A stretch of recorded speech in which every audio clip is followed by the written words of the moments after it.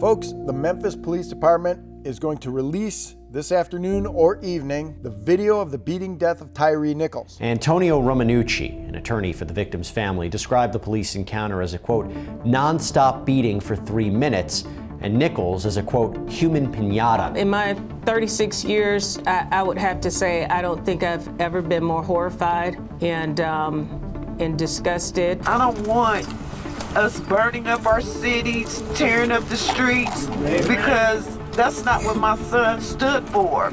Now understand that the 5 police officers involved in this activity have already been fired. They've already been arrested and charged with murder and kidnapping and other crimes. The police department itself said that it was excessive force and they didn't provide any sort of medical care. That's all happening. All this stuff that's supposed to happen to get justice for this man is happening. But the release of the video has sparked widespread concern among law enforcement agencies across the country about the level of protest that could be happening. There's been a national law enforcement alert released, and law enforcement agencies, especially those in major cities across the country, are gearing up for what they believe could be protests, and they describe them as above and beyond the level of regular protests. So if law enforcement agencies are preparing for that, I want you to prepare for that too. Do you have a plan? Do you know what you're going to do if these protests spill over the way they did after the George Floyd murder? So understand this, folks. Now is the time to start thinking about that. We don't know what will happen or when it will happen, but I want you to be in the mindset that you are going to avoid this stuff and get out of there if you can. Now, if you feel you want to participate in these protests, that is absolutely your right, and I encourage you to do it. But I encourage you to do it thoughtfully and make sure that you understand that you have an escape route, that you know how to get out of there if things start going bad, and that you don't participate in any of the violence. Peaceful protest is great and wonderful and makes things happen.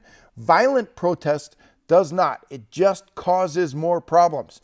And if you're there, you can get swept up in this much faster than you think. If you go to watch or you go to see or you go to participate in the protest, you actually could be putting yourself in danger. So make sure you have a plan on how you are going to escape if something bad happens. If you're just generally traveling around and you come around a corner and there's a protest in front of you, try to get out of there as quickly as you can. Just get out of there. You don't want to be in the middle of anything like that. Understand, it's more important that you get out of there safely than you get caught up in this thing and something bad happens and then you need to try to defend yourself and something worse happens and it all just escalates. So that's the information that we have now. We're providing it to you as quickly as we can. Things might go bad. And if they do, I want you to avoid trouble first and foremost. And if you can't avoid trouble, make sure that you are following the laws as you defend yourself. Take care and stay safe.